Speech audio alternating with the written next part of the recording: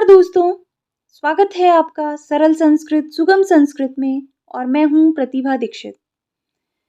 आज के वीडियो में हम विष्णु देवता के स्वरूप के विषय में अध्ययन करेंगे। विष्णु सूक्त जो कि ऋग्वेद के प्रथम मंडल का 154वां सूक्त है, उस सूक्त में जो विष्णु देवता का स्वरूप वर्णित है, जो उनकी विशेषताएं वर्णित हैं, जिस प्रकार से उनकी स्तुति की गई है, तो एक सारांश के रूप में इस वीडियो में हम उस विष्णु सूक्त का अध्ययन करने वाले हैं।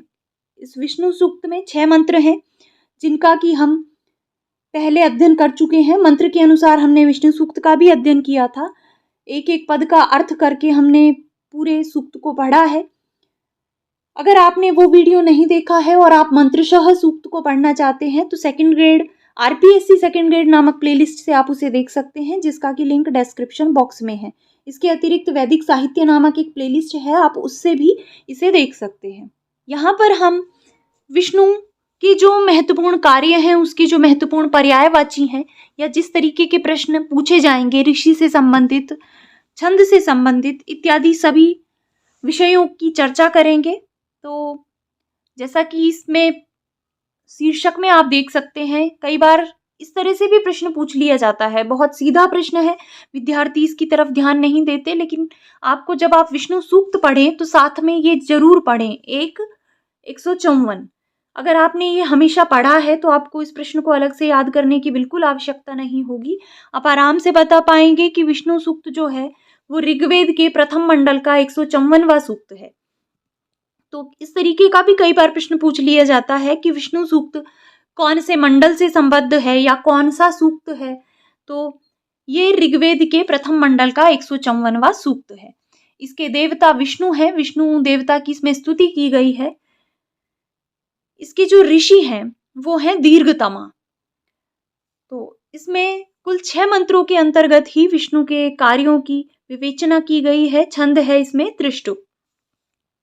अब प्रथम जो इसका मंत्र है उसी में ये सबसे पहले कहते हैं कि मैं उस विष्णु देव के कुछ वीर कार्यों का वर्णन करता हूं। तो इस तरह से एक तरह से ये वर्णनात्मक सूक्त है। इसमें विष्णु के स्वरूप वर्णन पर अधिक बल दिया गया है कि देखिए इस प्रकार के स्वरूप वाला विष्णु है। तो कैसे वो विष्णु देवता हैं, उनके पर्यायवाची की बात करें तो ऐसे कोई ज्यादा इनके विषय में, क्योंकि 6 ही मंत्र हैं तो ज्यादा कोई वर्णन है नहीं इनके विषय में।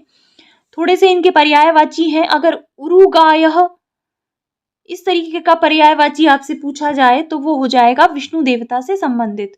उरुगाय का तात्पर्य क्या है? जो बहुतों के द्वारा गीयमान है, जिसकी स्तुति बहुत सारे लोगों के द्वारा की जाती है, वो कहलाता है उरुगाय। और वो कौन है? वो है विष्णुदेव।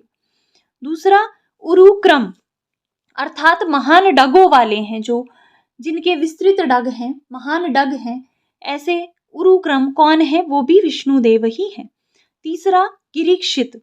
गिरीक्षित का क्या तात्पर्य है? जो वाणी में रहने वाले हैं या जो उन्नत क्षेत्र के निवासी हैं, ऐसे स्वरूप वाले देवता गिरीक्षित के रूप में विष्णु देवता को माना जाता है। चौथा है वृष्ण।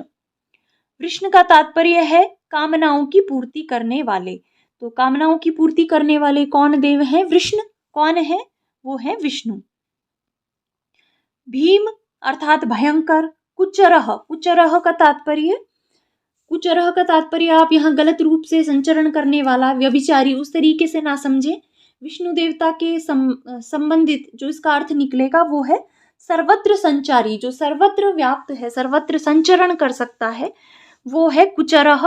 और ऐसे कौन है? वो है विष्णुदेव।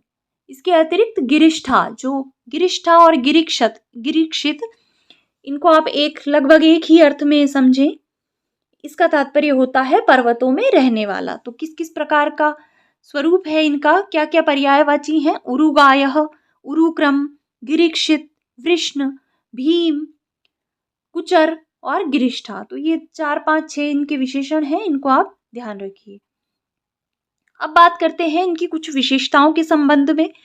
तो क्या इन्होंने कार्य किए हैं, क्या क्या इनका स्वरूप है, इनसे संबद्ध और क्या विशेषताएं हैं।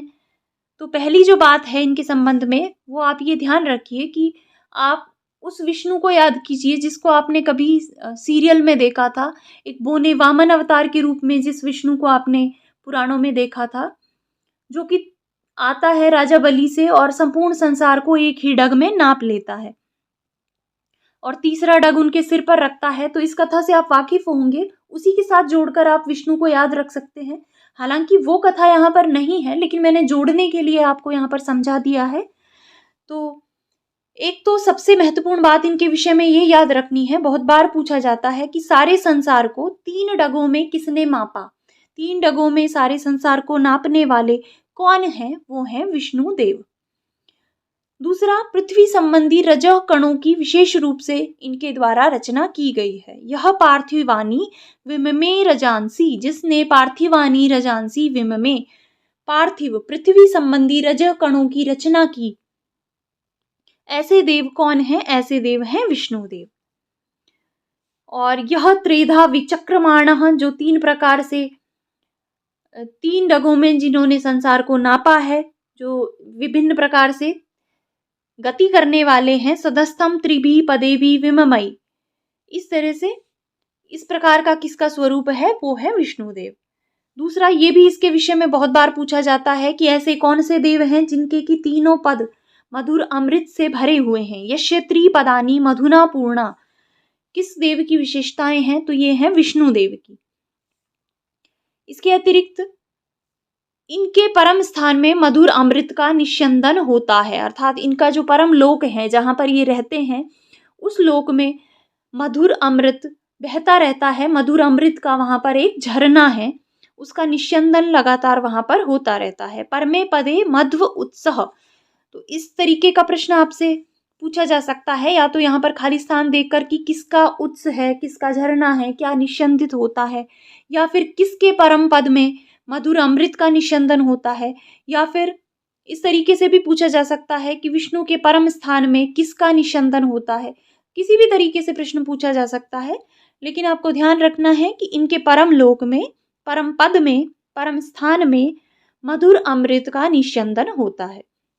और जो विष्णु का लोक है उसमें बड़े बड़े सींगों वाली गायें निवास करती हैं। तो मुझे याद आ रहा है किसी भी परीक्षा में, अभी नाम तो मुझे अच्छे से याद नहीं किस में पूछा गया था, लेकिन किसी परीक्षा में ये पूछा गया है कि किस देवता के लोक में बड़े बड़े सींगों वाली गायें रहती हैं। यत्र भूरि श्रृंगायासह गावः सन्ति, तो भूरि श्रृंगा गायें कहाँ पर रहती हैं? विष्णु के लोक में। तो इस तरह से आपको याद रखना है। यहाँ पर खाली स्थान देकर किसी भी तरीके से पूछा जा सकता है, लेकिन आपको अगर बेसिक पता है कि विष्णु के लोक में बड़ी बड़ी सींगों वाली गायें निवास करती हैं, तो ये इनकी कुछ महत्वपूर्ण विशेषताएं हैं। विष्णु के संबंध में इतना ज़्यादा वर्णन नहीं है क्योंकि केवल 6 मंत्र हैं। हालांकि त्रिष्टुप छंद में लिखे गए हैं तो समझने में थोड़े कठिन हो सकते हैं, कठिनाई आपको आ सकती है, लेकिन इनका स्वरूप बहुत आसान है। 2-4 इनके पर्यायवाची हैं, तो परीक्षा की दृष्टि से इतना आपके लिए पर्याप्त है। फिर भी अगर आप मंत्र से पढ़ना चाहें तो आप हमारा पहले वाला वीडियो देख सकते हैं। तो विष्णु देवता से संबंधित वर्णन को यहीं पे समाप्त करते हैं। इससे पूर्व हम इंद्र देवता और अग्नि देवता का स्वरूप, इंद्र सूक्त और अग्नि सूक्त पढ़ चुके हैं। अगर आप हमसे जुड़े हुए नहीं हैं और आपने पहले वाले वीडियोस नहीं देखे हैं तो वो भी आप देख सकते हैं वैदिक साहित्य नामक प्लेलिस्ट से। इस वीडियो को आप यहीं पे समाप्त करते हैं, मिलते हैं नेक्स्ट वीडियो में। तब तक के लिए धन्यवाद।